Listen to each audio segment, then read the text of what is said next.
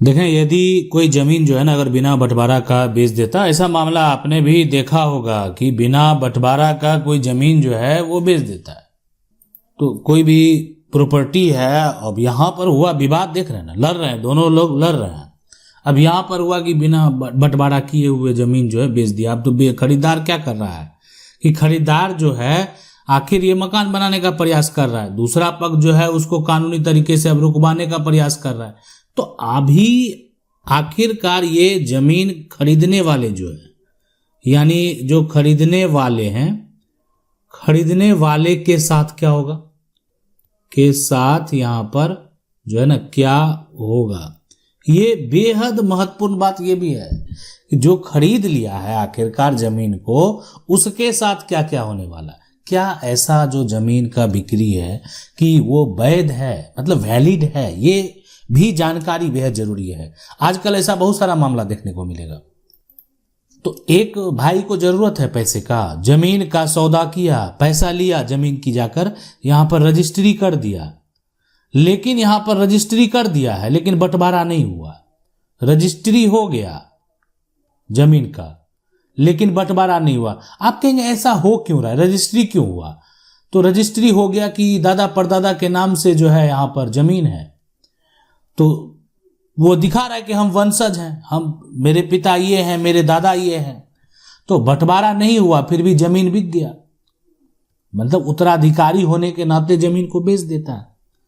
लेकिन यहां पर विवाद बढ़ गया। अगर आप मान लेते हैं कि ज्वाइंट प्रॉपर्टी है, बंटवारा नहीं हुआ है, सभी का शेयर है, हक है, ऐसा कुछ भी नहीं हुआ, आप जमीन बेच देंगे, कौन किस साइड से बेचेगा, किसका शेयर किधर होगा, ये कुछ तय नहीं हुआ, तो यानी ये जो है बिना बंटवारा का अगर जमीन को आप बेच देते हैं, ठीक है, तो इसमें हमारा कानून क्या, ये आपके मन में एक सवाल चल रहा होगा और ये बेहद महत्वपूर्ण सवाल है। और ये होना भी चाहिए कि क्या, यानी ये जो सवाल है ना कि क्या जो है ऐसी बिक्री वैलिड है, यानी ऐसी जो बिक्री है कि बिना बंटवारा का जमीन आप खरीद लिए हैं, ये आखिरकार यहां पर जो है ना वैलिड है या नहीं। तो देखें, सबसे पहले अगर बिना बंटवारा का कोई जमीन को बेच दिया है ना, और इसमें क्या होता है कि ये ज्वाइंट प्रॉपर्टी है, ठीक है, तो ये यहां पर हो गया कि कोई भी व्यक्ति अपना हिस्सा बेच सकता है। तो आप कहेंगे वैलिड है, अपना हिस्सा बेचने के लिए कोई भी क्या है, स्वतंत्र, तब तो खरीद बिक्री हो जा रहा है। अगर ज्वाइंट जमीन है तो आप अपना जो एक तरह से शेयर है वो बेच सकते हैं। अब कोई ज्वाइंट प्रॉपर्टी है, आप कहेंगे ये तो अनडिवाइडेड है, अपना हिस्सा है, लेकिन प्रॉपर्टी यहां पर क्या है, ये अनडिवाइडेड है। यानी अनडिवाइडेड का मतलब ये हो गया कि इसको यहां पर डिवाइड नहीं किया गया। तो देखिए, पूरी प्रॉपर्टी आप नहीं बेच सकते। ये देख सकते हैं, इसमें मान लेते दो भाई है, आप इधर का शेयर जरूरत था बेच दिए, ठीक है, जरूरत था। अब ये देखा जाएगा कि आप जो बेचे हैं ना उसमें और जो बगल वाला छोड़े हैं उसमें क्या डिफरेंस है, कहीं आपने कोई जालसाजी तो नहीं कर ली, कहीं आपने कोई धोखाधड़ी। मामला जब कोर्ट में जाएगा तो ये देखा जाएगा ना कि आपने जो जमीन को बेचा है, आखिरकार जो जमीन छोड़ा है, दोनों में आखिरकार क्या फर्क है। अगर लगेगा कि नहीं आपने एक बड़ा गेम खेल लिया है, आपने एक तरह से धोखा देने का प्रयास किया, तो फिर ऐसा सेल डेट जो है वो रद्द हो जाएगा, कैंसिल हो जाएगा। लेकिन ये पूरी जमीन जो आप देख सकते हैं, ये पूरी जमीन बेचने का अधिकार नहीं है आपको। रजिस्ट्री होगा यानी अपना शेयर आप बेच देंगे, बंटवारा नहीं हुआ फिर भी बेच देंगे। तो ऐसी जो बिक्री है वो वैलिड है कि नहीं है, तो अपना हिस्सा अगर बेचा अनडिवाइडेड तो बेच सकते हैं, वैलिड है, कोई दिक्कत नहीं है। हाँ, कोई ऑब्जेक्शन करने आया, विवाद करने आया, तो फिर ये पूरा प्रक्रिया हर तरह से हर तथ्यों की जांच होगी, उसके बाद जो आगे का प्रक्रिया है वो होने वाला है।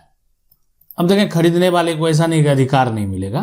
तो खरीदने वाले के साथ आखिरकार क्या क्या हो जाता है, तो खरीदने वाले जो व्यक्ति है ना, खरीदार है कोई, तो इसको तो मान लेते हैं जो विक्रेता है, विक्रेता जो जमीन बेचा है ना, विक्रेता के हिस्से का तो अधिकार मिलेगा, हिस्से का अधिकार, ये अधिकार लेने से कोई नहीं रोक सकता इनको।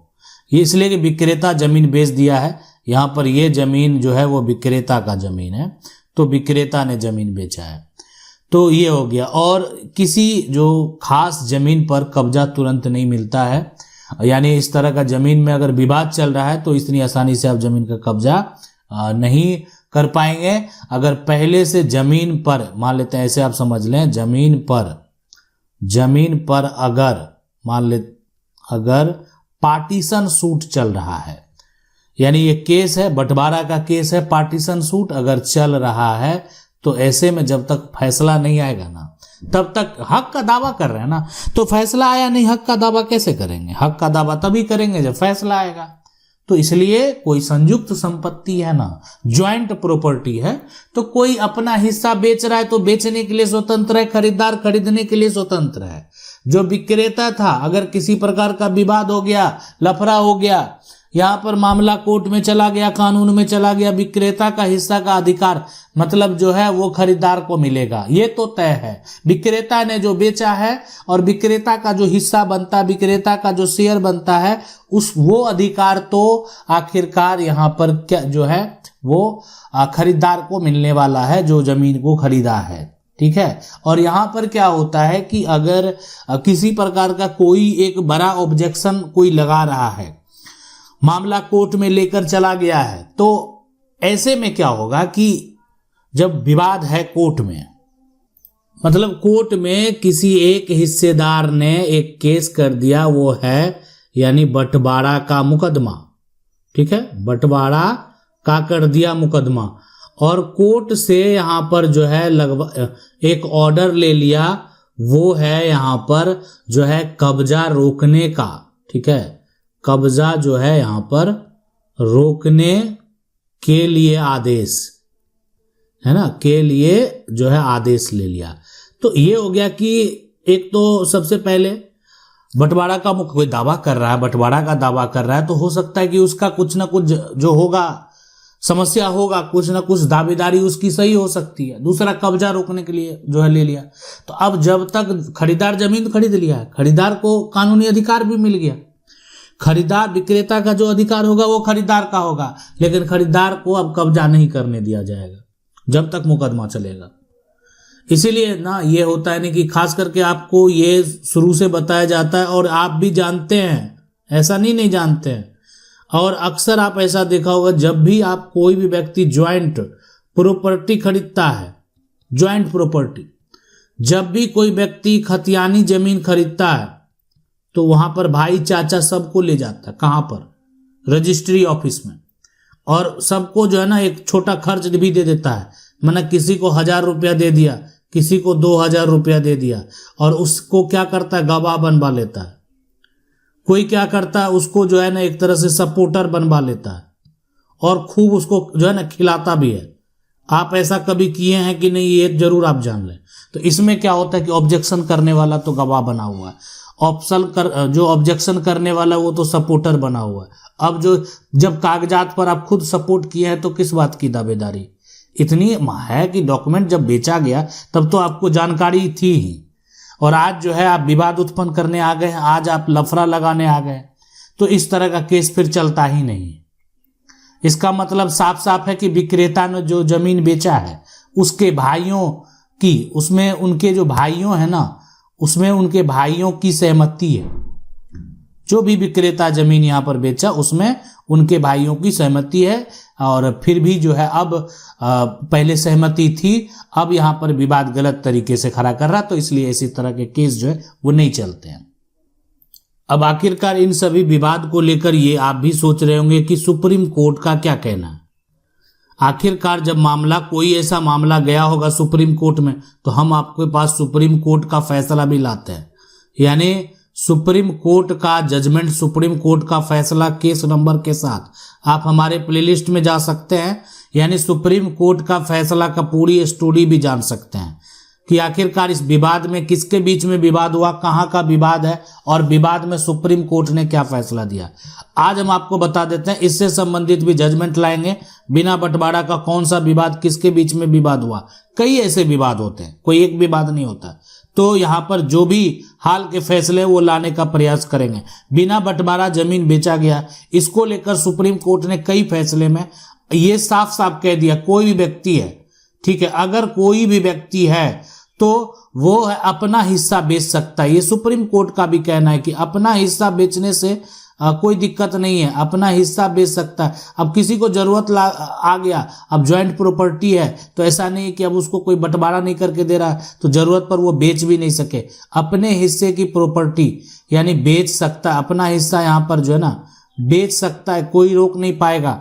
और इसमें जो है कि ठीक है, अगर लेकिन एक चीज समस्या उत्पन्न हो सकता है कि सब जो खरीदार है, अगर विवाद हो गया, घर परिवार में विवाद हो गया, तो जो व्यक्ति यहाँ पर खरीदार बना है यानी जमीन को खरीदने आया है, तो खरीदार को तुरंत कब्जा नहीं मिलेगा।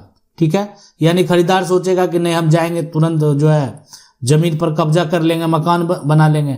अगर विवाद हो गया तो तुरंत कब्जा आपको नहीं मिलेगा, पहले आपको देखना है कि आखिर विवाद का क्या निष्कर्ष निकलता है। ठीक है, तभी आपको कब्जा जो है मिलेगा। ये सुप्रीम कोर्ट का भी कहना है। मतलब अगर ये जो आप सोच रहे हैं खरीदार के हम जाकर कब्जा ले लेंगे और जो यहाँ पर विरोध करने वाला हिस्सेदार है वो विरोध कर रहा है, तो आप ये इतनी आसानी से तुरंत कब्जा नहीं ले पाएंगे। यानी यहाँ इसलिए कि इस जमीन को जो आपने खरीदा इसका मालिक संयुक्त है, ज्वाइंट है ये, और बंटवारा के लिए किसी प्रकार का अगर समस्या हुआ है तो पहले आपको उसको देखना पड़ेगा। तो ये है सुप्रीम कोर्ट का भी आदेश। यानी सुप्रीम कोर्ट यानी इस तरह के मामले में जो होता है ना कि जमीन दादा परदादा पूर्वज की जमीन है और उसके को ऑनर जो बोलते हैं, ठीक है, यहाँ पर जो है को ऑनर कौन होता है कि जो ये सह मालिक है, दादा परदादा के नाम से जमीन जायदाद खतियान जमाबंदी जो है दर्ज है, तो को ऑनर जो है जिसको क्या बोलते हैं सह मालिक। अब ये सभी होते हैं ना उत्तराधिकारी, ये सभी का पूरा अधिकार नहीं होता पूरी प्रॉपर्टी पर, इसलिए कि बहुत सारे को ऑनर हैं तो पूरा अधिकार तो हुआ नहीं, तो लेकिन जितना अधिकार होता है उतना अधिकार बेच सकते हैं। मतलब इनका एक अपना अधिकार होता है, अपना अधिकार ये बेच सकते हैं, अपना अधिकार इनको बेचने से कोई नहीं रोक सकता है। तो एक अगर मान लेते हैं खतियान है तो उसके उस खतियानी जमीन के बहुत सारे को ओनर हो सकते हैं, यानी सह मालिक जो है हो सकते हैं, सबका दावा अपना हो सकता है। और कोई भी सह मालिक है वो एक अगर जो प्रॉपर्टी है उसमें उसका जो शेयर बनता है वो अगर बेचना चाहे तो बेच सकता है। अब ये इससे संबंधित सुप्रीम कोर्ट के जजमेंट में सुप्रीम कोर्ट ने ये कहा कि बेच सकते हैं, लेकिन सुप्रीम कोर्ट का जजमेंट क्या कहता है ये भी हम आपको जरूर बताएंगे। आशा करते हैं वीडियो अच्छा लगा होगा। वीडियो को लाइक जरूर कर दें। चैनल को पहली बार देखना है सब्सक्राइब करके जो बेल आइकन है उसको जरूर दबा लें। मिलते हैं अगली वीडियो में, तब तक के लिए जय हिंद।